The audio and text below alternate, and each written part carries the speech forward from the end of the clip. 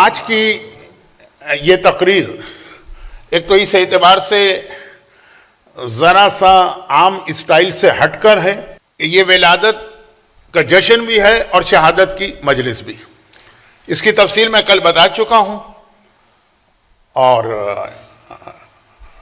بظاہر یہی اندازہ ہے کہ جو لوگ کل تھے انہی میں سے جو مومنین آج نظر آ رہے ہیں یہ انہی میں سے ہوں گے، ایک آدھ کو چھوڑ کر۔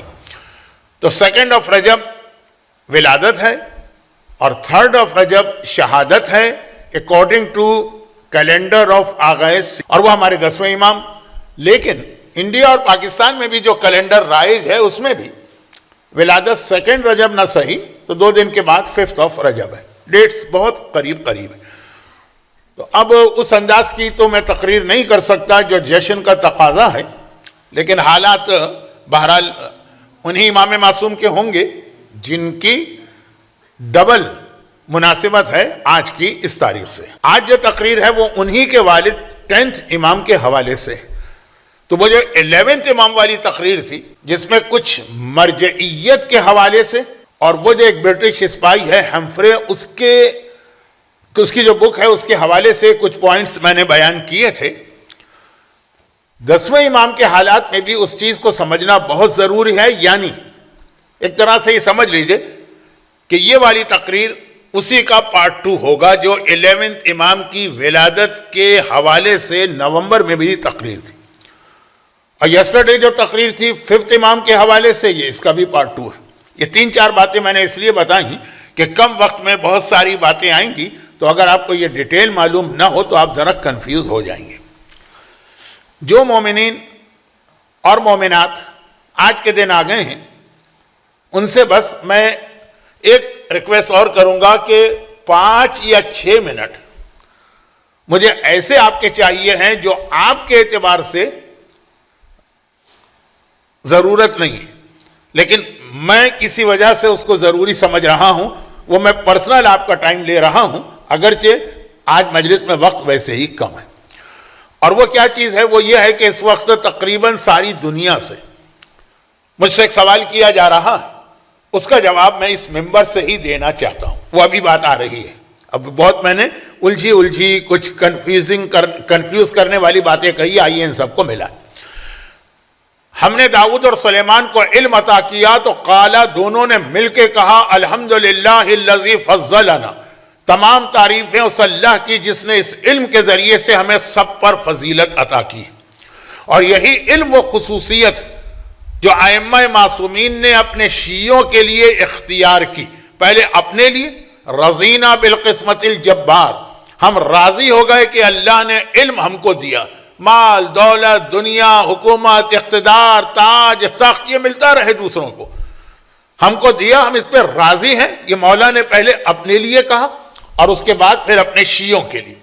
اور اس حوالے سے ایک بہت ہی انٹرسٹنگ اسٹوری بھی ہے، بہت شارٹ، اس کو بیان کرنے کا وقت نہیں ہے۔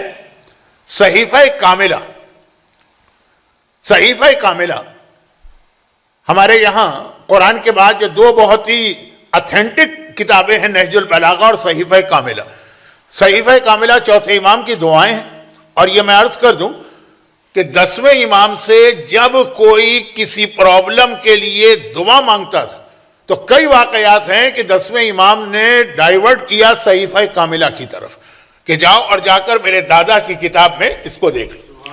صحیفہ کاملہ کی خصوصیت یہ کہ اس کتاب کو، اب وہ جو کل رات کی میری اسپیچ تھی نا اس سے ریلیٹڈ ایک جملہ، اس کتاب کو 4تھے امام نے اپنے 2 بیٹوں کو الگ الگ موقع پر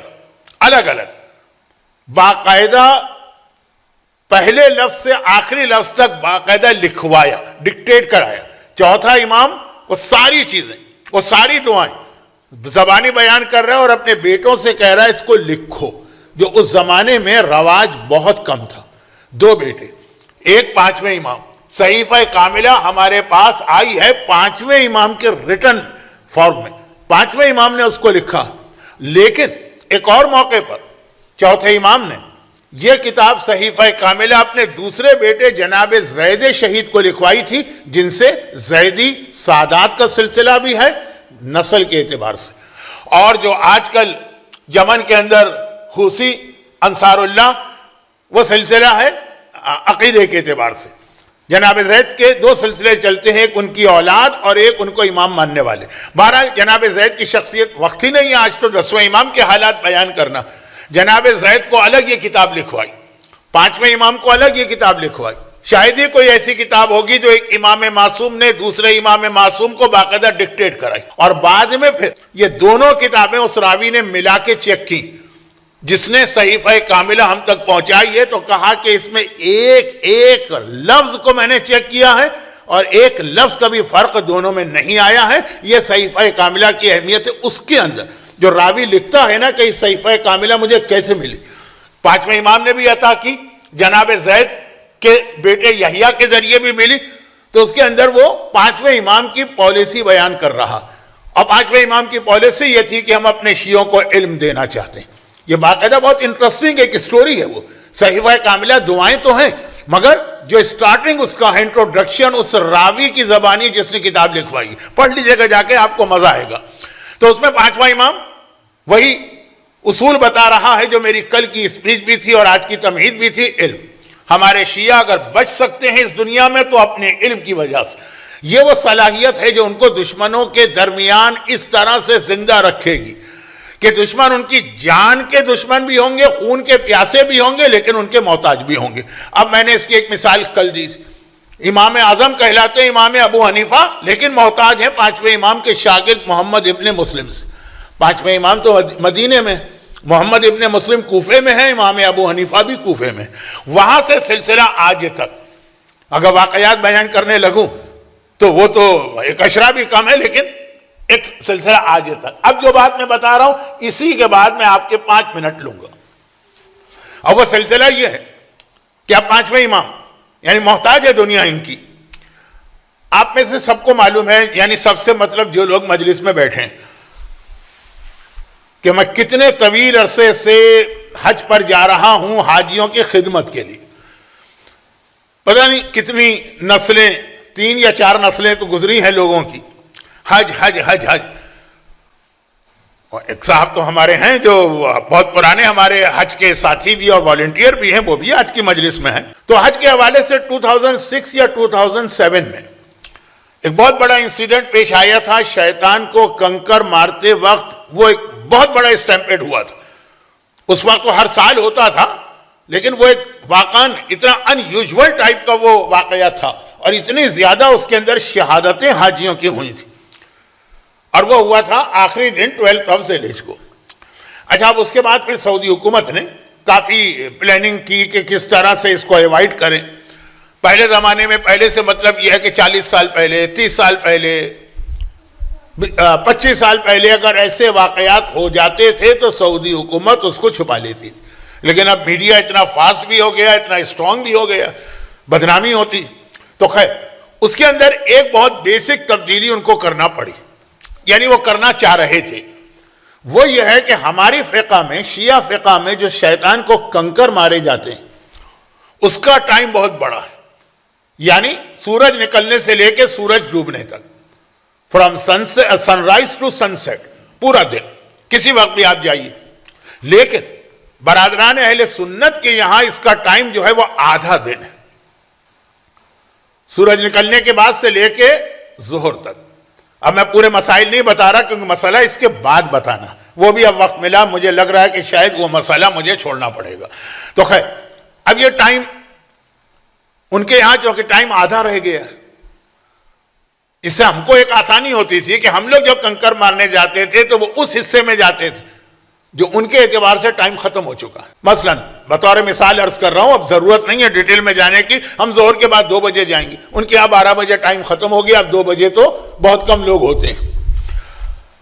سعودی حکومت نے جو کنکر کا جو پرابلم پیش آیا، تب وہ اپنی ایک پلاننگ کی کہ کیسے اس سے بچیں۔ تو اس کا ایک طریقہ یہ تھا کہ وہ جو شیطان کو کنکر مارتے ہیں اس کو کئی سٹوری کر دیا تاکہ مجمع جو ہے نا وہ ڈیوائیڈ ہو جائے۔ اس کے بعد انہوں نے کہا ٹائم بھی بڑھا دو تاکہ پھر اس میں بھی مجمع ڈیوائیڈ ہو جائے۔ ابھی جتنے لوگ 6 گھنٹے میں آ رہے ہیں، 12 گھنٹے دو گے تو آدھا آدھا ہو جائے گا مجمع۔ میں بس ایک اندازن بات کر رہا ہوں، لیکن کیسے یہ کیا جائے؟ اس لیے کہ ان کی فقہ کا مسئلہ یہ ہے کہ آدھے دن میں کنکر مارے جا سکتے ہیں، پھر کنکر کا وقت ختم ہو جائے گا، قضا ہو جائے گا، جائز نہیں۔ اب پریشان ہر طرف کانٹیکٹ کیا تو جامعۃ الازہر جو مصر کی ہے، یہ میں ابھی ریسنٹ بات بتا رہا ہوں، مصر کی ہے، کہ وہاں کا جو ریکٹر یا چانسلر تھا تنتاوی، یہ تنتا مصر کا ایک شہر ہے، وہاں کے رہنے والے تنتاوی کہلاتے ہیں، اس کی طرف سے جواب آیا کہ یہ ٹائمنگ آپ چینج کر دیں۔ باقی سب تو وہی پرانے ٹائپ کے مولوی تھے، چاہے وہ حنفی ہوں، چاہے وہ بریلوی ہوں، چاہے وہ اہل حدیث ہوں، کہ نہیں بھائی، حدیث رسول یہ ہے کہ آدھا دن کنکر مار سکتے ہیں۔ وہاں سے مصر سے جامعۃ الازہر سے فتویٰ گیا، اور ایک اسٹیٹس ہے جامعۃ الازہر کا، ایک پوزیشن ہے جامعۃ الازہر کی، وہاں سے فتویٰ گیا۔ اب جب یہ فتویٰ سعودی عرب پہنچا تو وہاں کے علماء نے اس پہ اعتراض کیا کہ یہ کیا اپنی مرضی سے کہہ دیا کہ سارا دن ٹائم مل جائے گا، اب آدھا نہیں پورا دن آپ کنکر مار سکتے۔ آرگومنٹ ہوا، بحث ہوئی، تو ان سے پوچھا گیا کہ آپ کے پاس اس کی دلیل کیا؟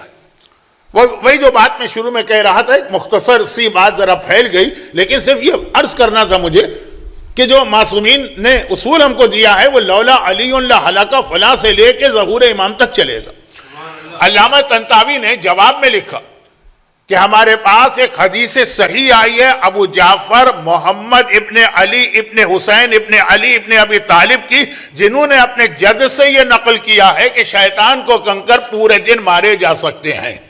امام معصوم، پانچویں امام کی حدیث، ابو جعفر کنیت ہے، محمد پانچویں امام کا نام ہے، ابن علی چوتھے امام، ابن حسین ابن علی ابن ابی طالب، ان کی حدیث صحیح ہمارے پاس پہنچی ہے کہ پیغمبر سے وہ نقل کرتے ہیں کہ کنکر سارے دن مارے جا سکتے ہیں۔ چنانچہ ہم اس حدیث پہ عمل کر کے اس پرابلم کو سالو کرتے ہیں، اور یہی ہوا۔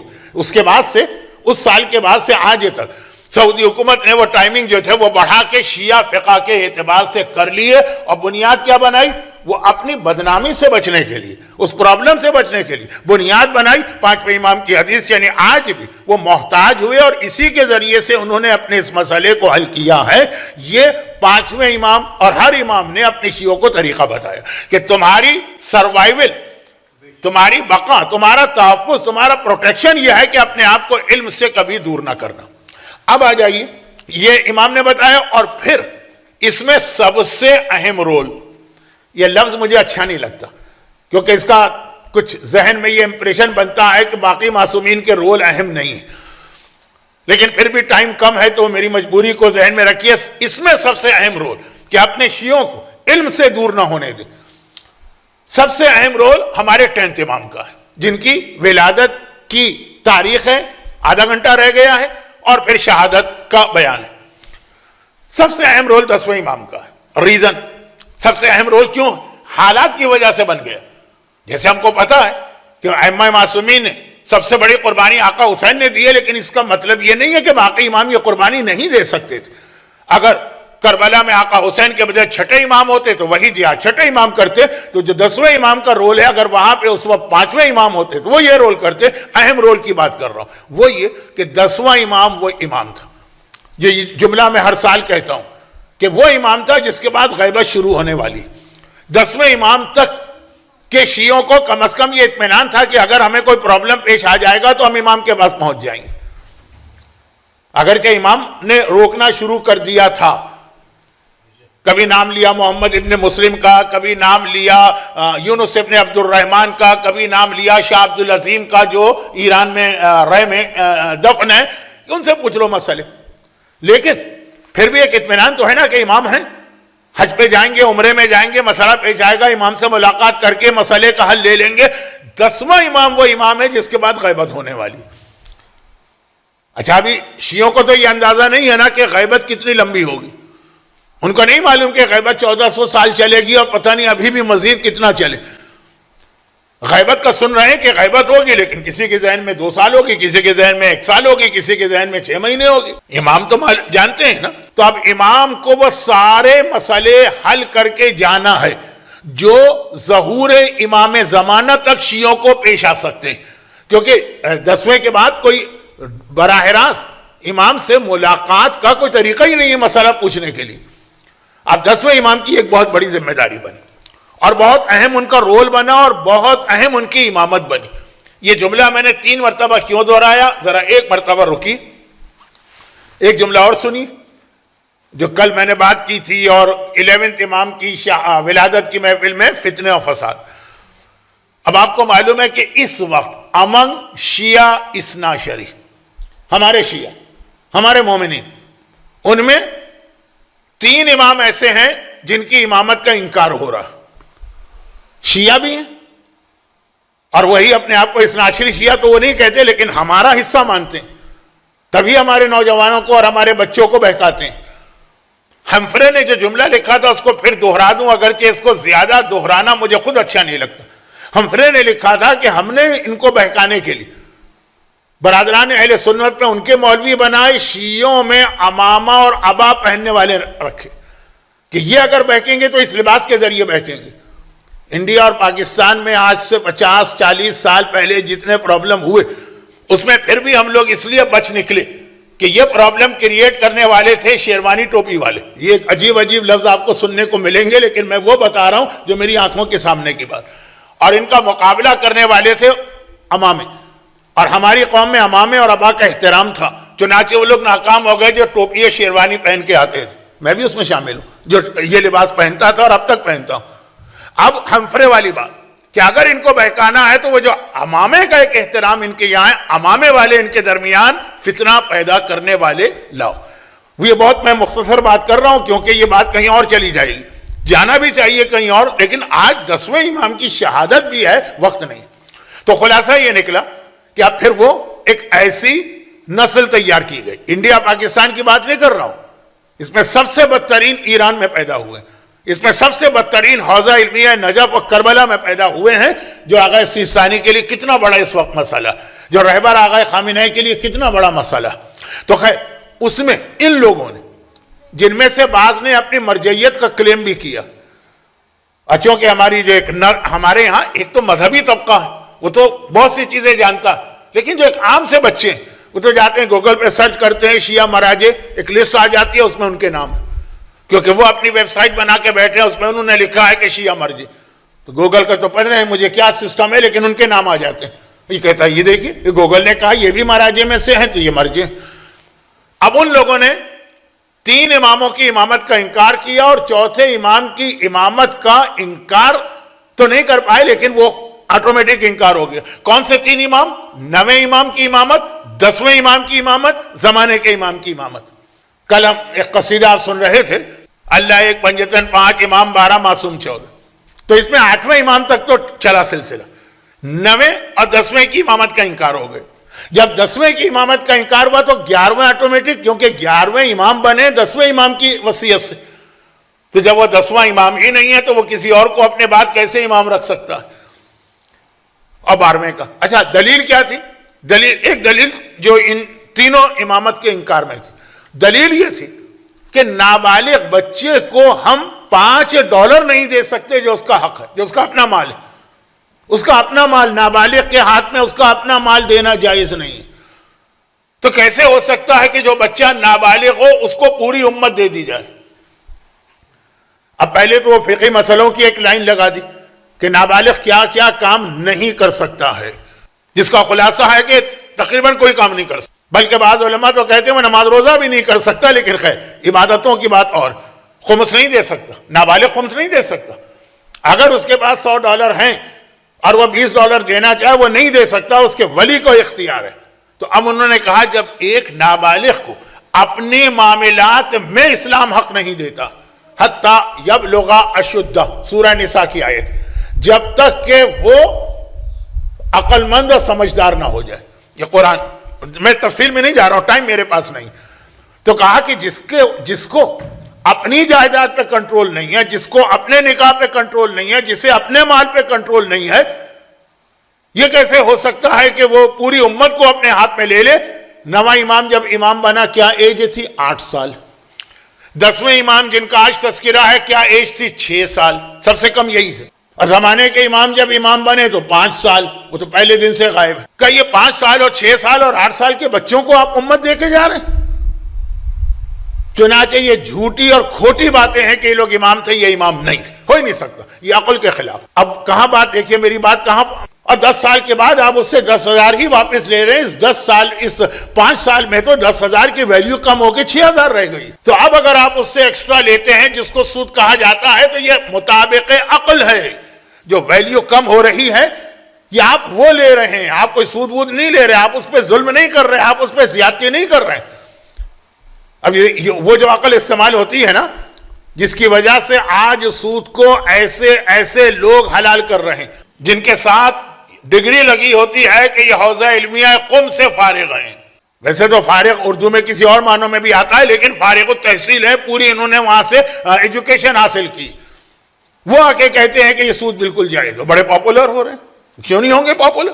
جہاں پیسے کی بات آ جائے وہاں تو یہی مسئلہ ہوتا ہے. لیکن دلیل وہ کیا لاتے ہیں؟ ایک عقلی دلیل. اچھا, اب اس میں ایک بات میں اور اشارتاً بتا دوں, اس پہ مجھے تفصیل میں جانا تھا, لیکن عبداللہ ابن جعفر کا نام یاد ہوگا اگر آپ کل تھے, جن کی وفات پر امام نے وہ قسم کھائی ہے جو آپ کو بہت کم ملے گی. فَبِوِلَادَتِي مِن رسول اللہ, میری ولادت کی قسم جو رسول سے ہوئی ہے, اس سے زیادہ اللہ اور رسول اور امام کا اطاعت گزار کوئی نہیں تھا. عبداللہ ابن جعفر, ان کے لیے کہا تھا نا امام معصوم نے یہ جملہ.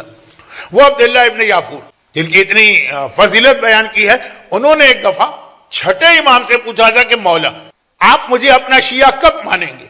یعنی ہیں شیعہ لیکن کب آپ خوشی سے کہیں گے؟ کہا اگر تم 2 چیزوں کی پابندی کرو, صدق مقال و عقل حلال. جب بولو زبان سے تو صحیح بات بولو, اور جو تمہارے پیٹ میں غذا جائے وہ حلال ہونی چاہیے. صدق مقال اور عقل حلال. کھاؤ تو حلال, بولو تو سچ. سچ کا مطلب وہ خالی سچ جھوٹ نہیں ہے, غیبت, حسد والے جملے, کسی کی توہین والے جملے. زبان کی احتیاط کرو, پیٹ کی احتیاط کرو. تو اس لیے مجھے اس جملے کو ذرا واضح کرنا تھا جو ابھی ضمناً آ گیا کہ آدمی سود کیسے حلال ہو سکتا ہے, کتنا بدترین گناہ ہے. لیکن عقلی بات آ رہی, اس میں ایک مسئلہ پھر آتا, وہ یہ ہے کہ یہ سود والی بات نہیں. ویسے ہی کبھی کسی کو آپ نے بطور مدد $10,000 دیے ہیں اور 5 سال بعد وہ واپس کر رہا ہے, تو کیا اتنے ہی واپس کرے جو ویلیو کم ہو گئی؟ اور پھر اس میں ایک بہت عجیب بحث علماء میں آغا سیستانی نے تو احتیاط واجب لگا دی ہے, اور وہ بحث یہ کہ وہ جو نیچرل طریقے سے چیزوں کی اور روپے کی قیمت کم ہوتی ہے, روپے مینس کرنسی, ویلیو کم ہوتی ہے, اس میں تو یہ نہیں چلے گا کہ جی وہ آج کی ویلیو کیا, اس زمانے کی ویلیو کیا. اگر آج سے 80 سال پہلے کسی نے میرے دادا پر ظلم کر کے 50 روپے ان سے چھین لیے تھے, آج اگر وہ مجھے واپس کرے یا اس کا بیٹا گناہ معاف کرنے کے لیے 50 ہی واپس کرے گا. آج 50 کی کیا اہمیت ہے اور اس وقت 50 کی کیا اہمیت ہے؟ کہا لیکن یہ تو وہی رہے گا. ہم یہ نہیں کہہ سکتے کہ جی وہ اس وقت کے 50 کا تو سونا آتا تھا تو 3 تولے سونا آتا تھا تو آج نہیں, یہ نہیں چلے گی. ہاں, اگر کبھی سڈن کسی اتفاق کی وجہ سے پیسے کی ویلیو ایک دم کم ہو جائے, یہ کب ہوتی ہے؟ جب کسی جگہ انقلاب آتا ہے, جب حکومتیں چینج ہوتی ہیں, جب کوئی جیسے عراق, ایک مومن نے دوسرے مومن کو 10,000 دینار دیے تھے مثلا صدام کے زمانے. اس وقت 10,000 دینار تھا $5,000 آسٹریلین. آج 10,000 دینار اگر واپس کرے تو وہ ہے کہ $10. اس میں آغا سیستانی نے کہا کہ جو سڈن جو ڈراپ آتا, اکنامکس میری فیلڈ نہیں, شاید آپ میں سے کچھ لوگ زیادہ جانتے ہو, اس میں انہوں نے کہا ہے کہ ہم نہ یہ فتویٰ دے سکتے ہیں کہ وہی پرانی ویلیو دو, نہ یہ دے سکتے ہیں کہ نہیں دو. اس میں بھی کہہ رہے ہیں کہ نہیں دے سکتے. احتیاط واجب ہے, دونوں پارٹیز مل کے مصالحت کر لیں. تو خیر, اب وہ جو سود کو حلال کر رہے ہیں, عقلی بات لا رہے ہیں نا, لوگوں کی سمجھ میں بھی آتا ہے, ہاں یہ بات تو بالکل صحیح کہ جب دیے تھے پیسے اس کی ویلیو زیادہ تھی, اب کم ہو گئی. وہی عقلی پہلو, اس سے زیادہ بڑا عقلی پہلو لے کر آئے وہ نویں امام کی امامت. 8 سال کا بچہ پوری امت کو سنبھالے گا جو اپنے مال کا اسلام اس کو ذمہ دار نہیں بنا رہا, اور 10ویں امام تو اور بھی چھوٹے, 6 سال کا بچہ. اب یہ مجھے اس کی تفصیل میں نہیں جانا, یہ مجمع ایسا نہیں ہے جو یہ آرگومنٹ سے اتفاق کراؤ, لیکن مجھے بتانا کہ جب اپنی ناقص عقل کی مدد سے آپ مسائل دین میں دخل دیتے ہیں تو اس کے نقصانات کیا نکلتے ہیں. کہ امام کی امامت شک میں پڑ جاتی, لیکن 10ویں امام کی امامت کے لیے تو ہمیں اور زیادہ احتیاط اس لیے کرنا کہ 10ویں امام نے اس وقت اس زمانے میں. اچھا, اب یہاں پہ رک کے ایک بات اور عرض کر دوں کہ یہ جو میں نے کہا 9ویں امام سے مسئلہ بدلا تھوڑا سا اشارہ اس کا اس معجزے میں بھی ہے جو اصل میں 5ویں امام کا معجزہ نہیں، جو 5ویں کا بھی معجزہ جس کا 10ویں سے براہ راست تعلق نہیں، لیکن ایک تھوڑا سا اشارہ ہے، اور یہ ایسا جملہ ہے جس کے اوپر مجھے دل چاہ رہا ہے کہ کبھی میں الگ سے ایک مجلس پڑھوں کہ 8ویں کے بعد کیا ہوا ہے۔ 8ویں کے بعد بہت کچھ ہوا۔ حبابہ خاتون بہت مشہور عورت ہیں، کیونکہ پہلے تو ان کے واقعات کم پڑھے جاتے تھے، آج کل بہت پڑھے جا رہے ہیں، اور جو میری ساری زندگی کا پسندیدہ ترین موضوع ہے اس میں بھی ان کا نام آتا ہے۔ اور 5ویں تو آج کے مجلس میں نے کہا نا کہ کچھ 11ویں کے ولادت کے جشن والی مجلس سے ملے گی، کچھ کل کے جشن سے، کچھ آج کا بیان۔ حبابہ وہ خاتون ہیں جو مولا سے بازار کوفہ میں ملاقات کرتی ہیں ایمان لانے کے بعد۔ یہ پیغمبر کے زمانے میں نہیں ہے، بعد میں پیدا ہوئی، اور پھر مولا کی امامت کو مانا۔ تو جملہ نقل کیا وہ یاد ہوگا کہ انہوں نے جب مولا کی پہلی زیارت کی بازار کوفہ میں، تو مولا اس وقت وہ دکاندار کو کوڑے مار کے دکان سے اتار رہے تھے، جو بغیر چھلکے کی مچھلی بیچ رہا تھا، اور مولا کہہ رہے تھے کہ علی کے خلافت میں حرام چیز بیچ رہے۔ چھٹے امام نے بھی کہا پیٹ میں حلال جائے گا تو ہم تم کو شیعہ مانیں گے۔ مولا نے کوڑے مارے۔ کتنے آج کل لوگ حرام بیچ رہے ہیں، خرید رہے ہیں، حرام کر رہے ہیں، تفصیلات کا موقع نہیں ہے، انشاءاللہ ماہ جنوری تک تو میں آپ کے درمیان ہوں۔ 13 رجب کا جشن، پھر وہی بات کہ میرے ارادے سے آخری تقریر ہے، پھر نئے ریزیڈنس عالم آئیں گے وہ سنبھال لیں گے، تو وہ پھر آپ کو تفصیل بتائیں گے۔ حرام مولا نے کوڑے مار کے اتار، وہ حبابہ۔ تو حبابہ نے اس وقت مولا سے ملاقات کی۔ اب بہت ہی اہم راوی ہے رشید حجری، جن کی بھی زبان ہاتھ پاؤں کاٹے گئے تھے، مولا نے ان کو علم غیب دیا تھا۔ رشید حجری کہتے ہیں میں مولا کے پاس بیٹھا تھا کہ حبابہ آئیں، اور آنے کے بعد کہا کہ یا امیر المومنین، اب وہ آ رہے ہیں مسلسل زیارت کے لیے، اگر آپ کوفے میں ہوں، مولا کا زمانہ ہو، تو روز نہ صحیح تو ہر تیسرے چوتھے دن زیارت کے لیے جائیں گے۔ مولا میں نے سنا ہے، اب یہ وہ زمانہ ہے جب علی کے وہ شاگرد زندہ ہیں جن کے پاس غیب کا علم، میسا میں تمار بھی ہیں، رشید حجری بھی ہیں، حبیب ابن مظاہر بھی ہیں، یہ سب غیب کی باتیں جانتے تھے۔ غیب کا علم صرف اللہ کے پاس، لیکن الا من ارتضی من رسول، سورہ جن کی آخری آیت ہے، جس سے اللہ راضی ہو جائے اس کو بھی دیتا۔ یہ 10ویں امام کی حدیث کہ پوچھا گیا 10ویں امام سے کہ مولا اسم اعظم کیا؟ اللہ کا وہ عظیم نام اسم اعظم جس سے پوری کائنات چل رہی ہے، جیسے کمپیوٹر چلتا ہے نا کسی پروگرام پر، پوری کائنات۔ امام نے کہا اسم اعظم 73 چیزیں ملا کے اسم اعظم بنتا ہے۔ آصف ابن برخیہ کے پاس اس میں سے ایک تھا۔ کون آصف ابن برخیہ؟ جنہوں نے یمن کی ملکہ بلقیس کا تخت آنن فانن وہاں سے فلسطین پہنچایا۔ ایک راوی نے کہا تو مولا آپ کے پاس کتنے؟ کہا ہمارے پاس 72۔ پورا اسم اعظم ہے 73، اس کے 72 اس سے ہمارے پاس ہیں۔ تو راوی نے کہا تو مولا پھر وہ جو آخری ہے، وہ جو آخری 73 ہے، وہ کس کے پاس ہے؟ کہا وہ صرف اللہ کے پاس۔ یہ وہ علم ہے جو اللہ نے اپنے پاس رکھا ہے۔ یہی اللہ اور بندوں کا ایک فرق ہے، خالی یہی نہیں، ایک فرق ہے۔ تو ہمارے پاس میکسیمم ہے 72، اور پھر اللہ کے پاس 73 ہے، وہ ہے علم غیب جس میں سے اللہ کچھ اپنے بعض بندوں کو دیتا۔ تو اس میں اعظم علم غیب تو وہ مولا کے کچھ صحابی جانتے ہیں جتنا مولا ان کو دیتے ہیں۔ وہ آ کے کہتی ہیں مولا میں نے سنا ہے کہ آپ کے بعد امامت کے مسئلے میں آنے والے زمانے میں بڑے پرابلم ہوں گے، لوگ بڑے کنفیوز ہو جائیں گے کہ کون امام ہے کون نہیں، الگ الگ دعوے دار ہوں گے۔ آپ نے دیکھا کربلا کے بعد محمد حنفیہ کی امامت کی بات آئی، چوتھے امام کے بعد زید شہید کی امامت کی بات آئی، چھٹے امام کے بعد اسماعیلی اور بوہری فرقے کی امامت کی بات آئی۔ تو مولا میں نے سنا ہے کہ آپ کے بعد امامت میں بڑے اختلاف ہوں گے، اور میں ڈرتی ہوں کہ میرا انجام کہیں برا نہ ہو۔ مولا ایک ریکویسٹ ہے، میں پورا واقعہ نہیں پڑھنا چاہتا تھا کیونکہ مشہور، کوئی ایسا طریقہ مجھے دے دیں کہ باقی دنیا کا جو بھی ہو میرا ایمان مرتے دم تک رہے۔ مولا مسکرائے۔ حبابہ کے ایک ہاتھ میں تسبیح تھی، دوسرے ہاتھ میں ایک پتھر تھا۔ مولا نے پتھر لیا، اپنی انگوٹھی اتاری، اس پتھر پہ رکھی، کہا نقش بنایا پتھر کے اوپر جیسے کوئی چیز انگریو ہوتی ہے، کہا یہ لے جا، جو بھی میرے بعد امام بارق ہوگا وہ یہی کرے گا۔ واقعہ بہت مشہور ہے، مجھے خود شرمندگی ہے کہ آج کے کم وقت میں میں اس واقعے کو آپ کے سامنے پیش کر رہا ہوں، لیکن وہ جملہ کہہ رہا ہوں جو آئندہ کسی تقریر کا عنوان بنے گا کہ 8ویں کے بعد کیا ہوا۔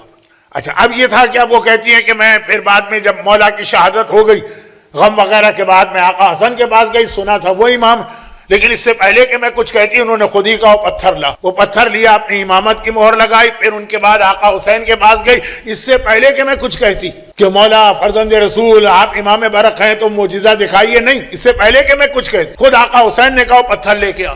وہ پتھر تو میرے پاس تھا, وہ لے کر ہی گئی تھی میں, تو اس پہ آقا حسین نے پھر کے بعد چوتھے امام کی امامت آ گئی.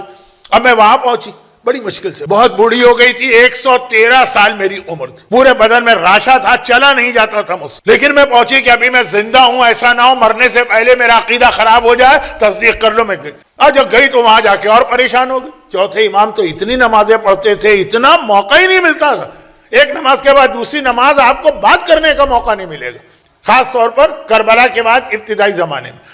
تو میں تو ہاں اس بڑھاپے میں کھڑی ہوں, سارا بدن کانپ رہا ہے, زندگی کا بھروسہ نہیں, 113 سال کی ایج ہے, کبھی بھی مر سکتی ہوں, اور امام نماز میں ہے. تو میں مایوس ہو کے واپس پلٹی. میں نے کہا یہاں تو مجھے چانس ہی نہیں ملے گا. میں واپس پلٹی تو امام نے حالت نماز میں اپنی انگلی سے اشارہ کر کے مجھ سے کہا ٹھہر جا ٹھہر جا ٹھہر جا. نماز کے بیچ میں رک گئی. امام نے نماز ختم کی اور کہا پتھر لا. کچھ نہیں, کوئی سوال نہیں کیوں آئی, کون ہو, کچھ نہیں, پتھر لیا, اس کے اوپر اپنی انگوٹھی کا نشان بنایا, اور پھر مجھے دیکھ کے کہا کہ تیری کوئی حاجت ہے مجھ سے؟ مولا کوئی حاجت نہیں, اب تو میں مرنے کے لیے تیار بیٹھی ہوں, 113 سال کا بوڑھا کیا کہے گا. امام نے کہا تو میں تمہیں جوان کیوں نہ کر دوں. یہ کہہ کے ایک مرتبہ انگلی کا اشارہ کیا, میری جوانی واپس آ گئی, میں دوبارہ جوان ہو گئی. میں واقعے کو آدھے سے بھی کم کر کے پڑھ رہا ہوں, کیونکہ اس کے بعد پھر 5ویں امام کا تذکرہ آتا. اب میں گئی, اس کے بعد 5ویں امام کی امامت شروع ہوئی, وہاں پہنچ. جس وقت میں وہاں گئی تو وہی ہوا کہ کچھ نہیں مجھ سے پوچھا, نہ یہ پوچھا تو کون ہے, کس لیے آئی ہے, کیا مقصد ہے, پتھر لا. حبابہ حبابہ حبابہ والبیہ حبابہ. اس کے واقعے کے آخر کے 2 جملے ہیں جو میرے 2 موضوعات بنیں گے کبھی اور. فی الحال تو میری دعا ہے کہ نہ بنیں یہ موضوعات, یعنی جو ہمارے ریزیڈنس عالم جن کا ہم انتظار کر رہے ہیں وہ جلد از جلد آ جائیں. تو خیر خلاصہ یہ ہے کہ 5ویں امام نے اس پر مہر لگائی, اور اس کے بعد مجھ سے کہا کہ مجھے پتا ہے تجھے ایک پریشانی ہے, دور کر دو تیری پریشانی. کہا مولا کیا پریشانی؟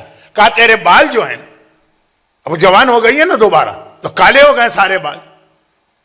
ہم لوگ خطاب لگا کے آتے ہیں, لوگ کہتے ہیں مولانا منہ کالا کر کے آ رہے ہیں, تو حقاً منہ کالا کر کے ہی تو آتے ہیں, لیکن وہ محاورے والا منہ کالا نہیں کرتے جو اخبار میں آتا ہے نا کہ 2 پکڑے گئے منہ کالا کرتے ہوئے تو گدھے پہ بٹھا کے نکالا گیا, وہ نہیں. تو مولا نے کہا کہ جوان ہو گئی, بال کالے ہیں, لیکن اس کے بیچ میں جگہ جگہ کچھ سفید بال اس طرح سے, اور کوشش کی میں نے, وہ ختم نہیں ہو رہے. امام نے کہا قریب آ, اور امام نے اس کے سر پہ ہاتھ رکھا, یعنی چادر تھی, چادر پہ ہاتھ رکھا, کہ آپ گھر جا کے دیکھنا. وہ گھر جا گئی تو دیکھا واقعا جیسے ایک جوان عورت کے بال ہوتے ہیں. 5ویں امام کا معجزہ, خالی مس کیا امام نے اور کچھ نہیں کہا, نہ کوئی دعا پڑھی نہ کوئی اس میں اعظم پڑھا. تو یہ بابا کہتی ہے معجزہ لے کے آئی, پھر 6 کا واقعہ, پھر 7ویں کا واقعہ, پھر 8, اب 8ویں کا واقعہ آئی. حبابہ کہتی ہے کہ اس دوران پھر تقریباً 100 سال گزر گئے تھے. اب وہ جوان تو کر دیا تھا چوتھے نے, لیکن اب جوان کے بعد پھر وہ زمانہ گزر رہا.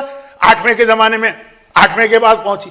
8ویں نے کہا لاؤ وہ پتھر لاؤ, اور کوئی بات نہیں کی, نہ نام نہ پتہ نہ مقصد, پتھر لاؤ. پتھر لے کر اس کے اوپر مہر لگائی. اور پھر 8ویں نے مجھ سے کہا, 2 جملے ہیں بہت اہم. 8ویں نے مجھ سے کہا کہ اب میں یہ چاہتا ہوں کہ اپنے دادا کا معجزہ دکھا دوں اور تمہیں دوبارہ جوان کر دوں. یہ کہہ کے امام نے اشارہ کیا, بڑے عجیب جملے ہیں, یعنی میں پڑھ نہیں سکتا ممبر پہ, لیکن اشاروں میں بات کروں گا. جوان ہو گئی, اور امام نے اس سے کہا کہ جوانی واپس آ گئی ہے تو تمام خصوصیات کے ساتھ آئی ہے, جس میں وہ خصوصیت بھی شامل ہے, یہ امام کا لفظ, کہ میں لوگوں کے سامنے یہ بتا نہیں سکتا. تم جاؤ پیچھے کے کمرے میں, وہاں تنہائی اپنے آپ کو دیکھ کر آؤ. وہ گئی, واپس آئی, کہا مولا میں تو دوبارہ کنواری ہو گئی ہوں, ورجن ہو گئی ہوں, اس طرح سے میں جوان ہو گئی. امام نے کہا یہی بات تھی جو میں کہنا نہیں چاہ رہا تھا. پوری جوانی مکمل طریقے سے واپس آئی, یہ حبابہ کی بات. لیکن امام معصوم نے اس سے کہا کیا ہے حبابہ, ابھی اور کوئی خواہش ہے؟ کہ مولا اب یہ خواہش ہے کہ مجھے موت آ جائے. 2 دفعہ اس کو موت کے سمجھیے کہ قریب سے واپس بلایا. ایک دفعہ چوتھے امام نے جب 113 سال کی تھی جوان بنا دیا. اب 8ویں نے. کبھی سوچی آدمی کو زندگی چاہیے ہوتی ہے, لیکن اگر آپ کو 200 سال کی زندگی ملے تو آپ بور ہو جائیں گے. سارے دوست مر جائیں گے, رشتہ دار مر جائیں گے, ان کے بچے مر جائیں گے, ان کے بچے مر جائیں گے, دنیا کہیں کی کہیں نکل جائے گی, آدمی کو دنیا کا مزہ ہی نہیں رہے گا. یہ جو لمبی عمر ہوتی ہے نا، خود کہہ رہی ہے مولا اب کوئی جینے کا مزہ نہیں رہا، اب کوئی چیز ہی ایسی نہیں رہی، اب تو میں چاہتی ہوں مر جاؤں، اب میں آپ سے موت کی دعا کروانے آئی. یہ 2 مرتبہ جسے زندگی ملی اور دوسری زندگی کے فوراً بعد کہہ رہی ہے کہ میں مر جانا چاہتی ہوں، اور اس لیے کہ مولا مسئلہ بھی ختم ہو گیا. اس کے ذہن میں بھی وہی خیال تھا جو میری تقریر کا وہ جملہ بنا. کیا خیال تھا؟ کہ سارے پرابلمز جو ہیں مولا علی کے بعد آئیں گے امامت میں، 8ویں کے بعد سارے مسئلے ختم ہو جائیں گے. کیوں؟ کہ 8ویں اب کراؤن پرنس بن گئے، یعنی مامون مرے گا تو یہ حکمران بن جائیں گے، حکومت امام کے ہاتھ میں آ جائے گی، مسئلے ختم. ہمارے آپ کے ذہن میں بھی یہ خیال ہے کہ نہیں ہے کہ امام زمانہ آئیں گے، حکومت ان کے ہاتھ میں آئے گی، سارے مسئلے ختم. تو وہ تو بہرحال برحق عقیدہ ہے، لیکن یہ سمجھ رہی تھی کہ بھئی اس سے پہلے مولا علی کے بعد جتنے امام آئے کسی کو حکومت نہیں ملی، بلکہ ظالم حکومتیں ظلم کر رہی.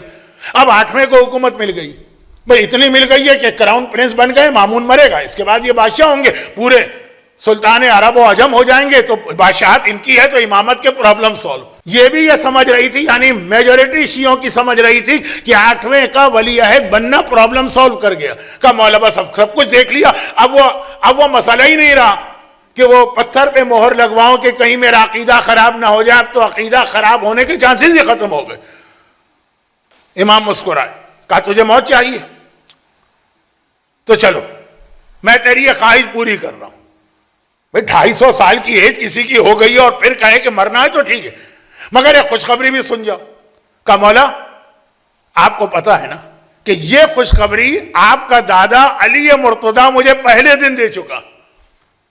مولا نے کہا ہاں مجھے معلوم ہے. اب مجمع جو ہے یہ کہیں تنہائی کی بات نہیں ہو رہی، مجمع کی بات ہو رہی، مجمع کی.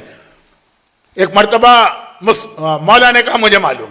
مجمع نے کہا کہ مولا وہ کیا خوشخبری ہے جو مولا کائنات نے اس کو دی تھی، اس کو اب تک یاد بھی ہے اور آپ نے دوبارہ اس کو ریپیٹ کرتے کرتے روک لیا کیونکہ اس نے کہہ دیا کہ مجھے معلوم. کہا سنو، جب میرا بیٹا ظاہر ہوگا تو اللہ 13 عورتوں کو اس کی فوج میں شامل کرے گا.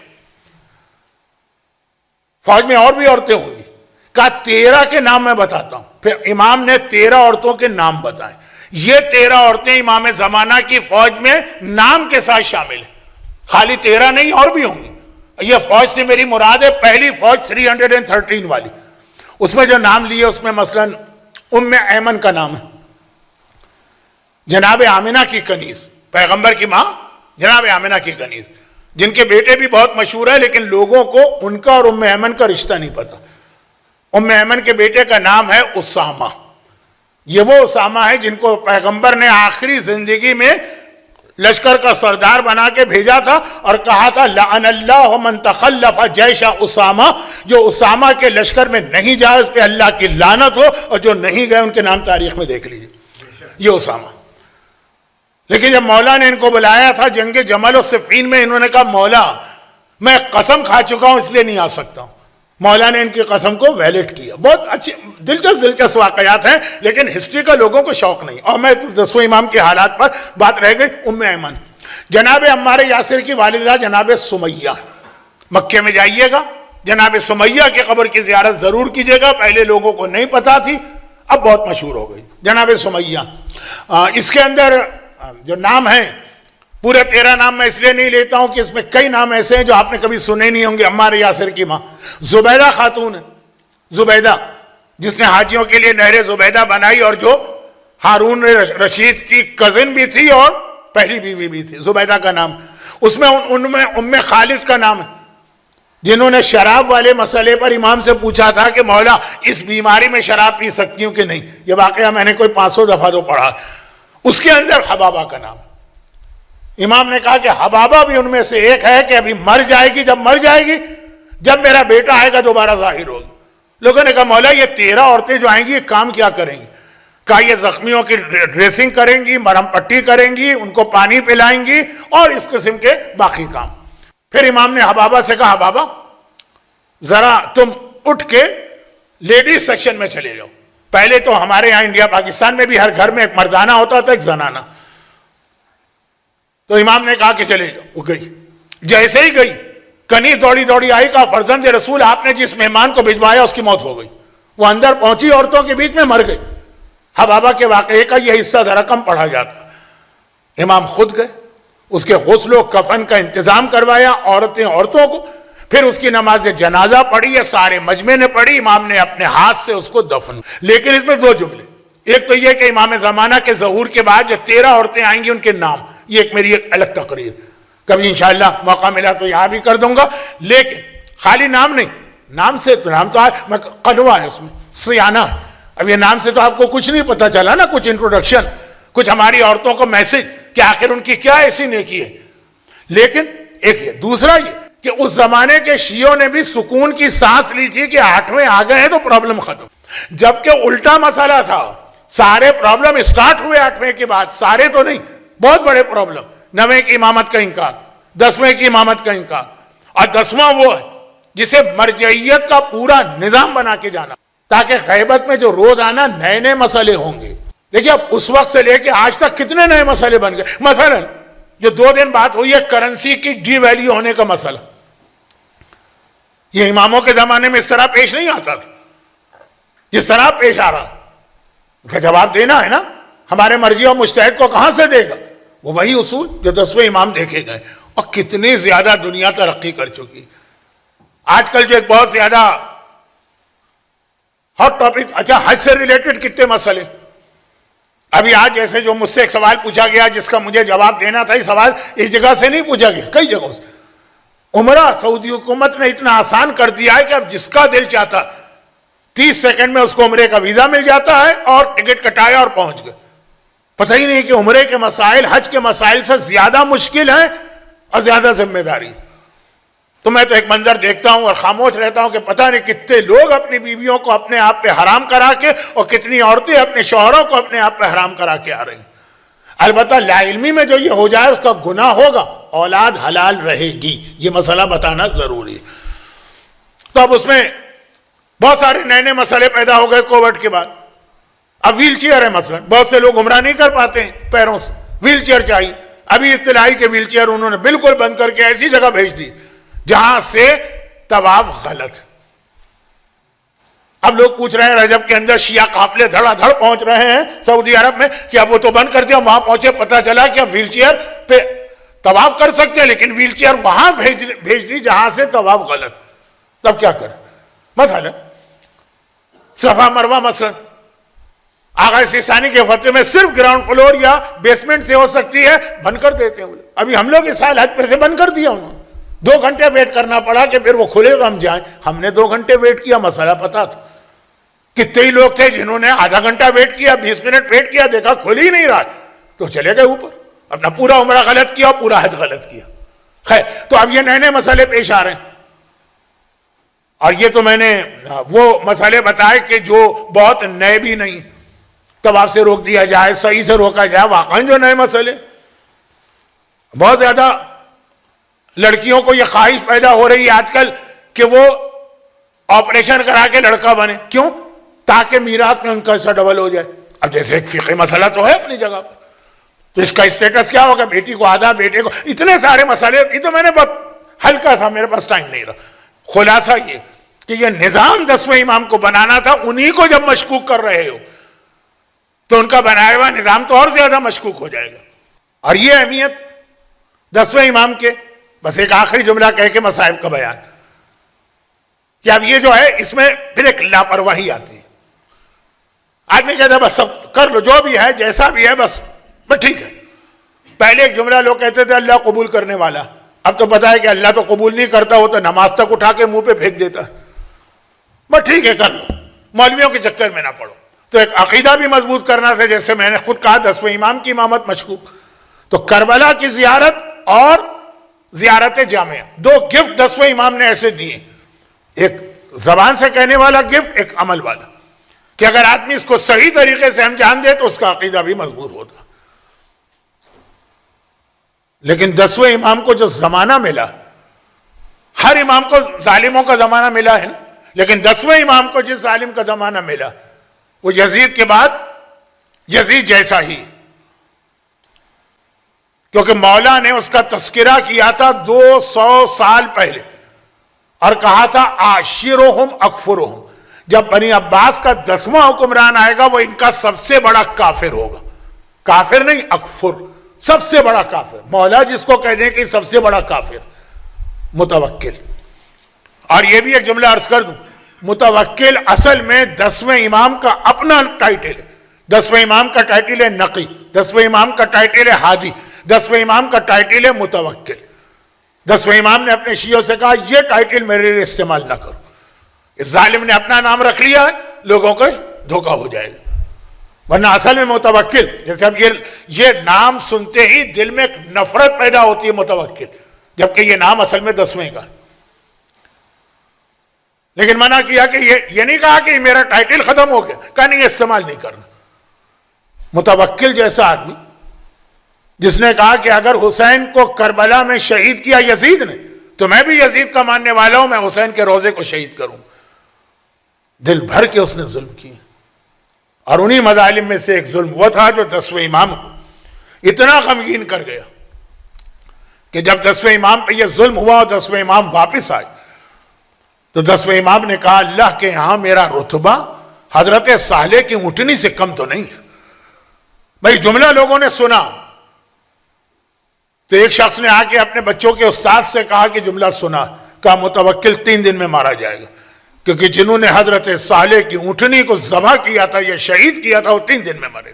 وہ ظلم کیا تھا؟ وہ ظلم یہ تھا کہ ائمہ تعیین پہ باقی سارے مظالم ہوئے، قید بھی کیا گیا، ہتکڑی بیڑی بھی پہنائی گئی ہے، فاقے بھی کرائے گئے ہیں، جیلوں میں بھی ڈالا گیا ہے، زہر دے کے شہید بھی کیا گیا، مگر قیدی بنا کے بازاروں میں گھمانے کا ظلم ہی نہیں ہوا. وہ 10واں امام ایک دن سامرہ میں انتہائی شدید گرمی، متوکل نے حکم جاری کیا کہ میری سواری تیار کرائی جائے، آج میں دن کے وقت سامرہ کے بازاروں سے گزروں گا. اور پورے شہر سے کہا کہ سڑک کے دونوں طرف میرے استقبال کے لیے کھڑے ہو جاؤ. اور لوگ کھڑے ہیں دونوں طرف، ان کے لیے سائے کا انتظام. متوکل تخت پر بیٹھا ہے، تخت چلایا جا رہا، آگے گھوڑے اس کو کھینچ رہے ہیں. متوکل کے سر کے اوپر سایہ، ہر آدمی سائے میں ہے کیونکہ اتنی گرمی کہ سامرہ کے لوگوں نے بھی اتنی گرمی اس سے پہلے نہیں دیکھی. حکم دیا کہ جاؤ قید خانے سے 10ویں امام کو لے کر آؤ، اور عام حالت میں نہ لانا، اس کے ہاتھوں میں ہتکڑی ڈال کے لانا، اس کے گلے میں توق ڈال کے لانا، اس کے پاؤں میں بیڑی پہنا کے لانا. اور اس کے بعد ان کو حکم دیا کہ میری سواری چل رہی ہے، تمہیں میری سواری کے آگے آگے پیدل چلنا، اور اس طرح سے چلنا ہے کہ جو گھوڑوں کی رفتار ہے یہ گھوڑے تم سے ٹکرا جائیں گے. امام کے پاؤں میں بیڑی ہے، امام کے کمر میں لنگر ہے، امام کے ہاتھوں میں ہتکڑی ہے، امام کے گلے میں توق ہے، اور امام دونوں طرف بلوائے عام ہے.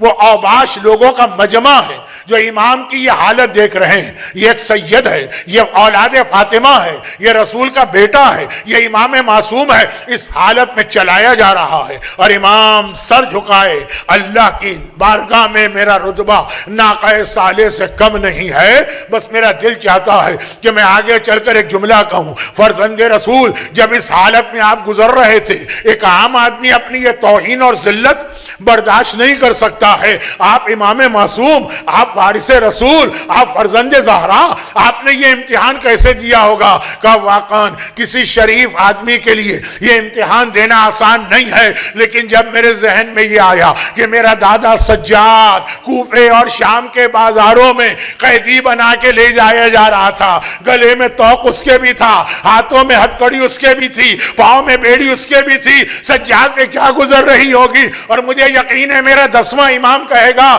مگر پھر بھی ایک فرق تھا کہ میں اکیلا جا رہا تھا. آئے میرا دادا جب کوفے اور شام کے بازاروں سے گزر رہا ہے تو زینب و کلثوم، بے مقنا و چادر، علی اور فاطمہ کی بیٹیاں پیچھے پیچھے آ رہی ہیں. تابوت برآمد ہوا، 10ویں امام کا ماتم کیجئے، 12ویں امام کو پرسا دی.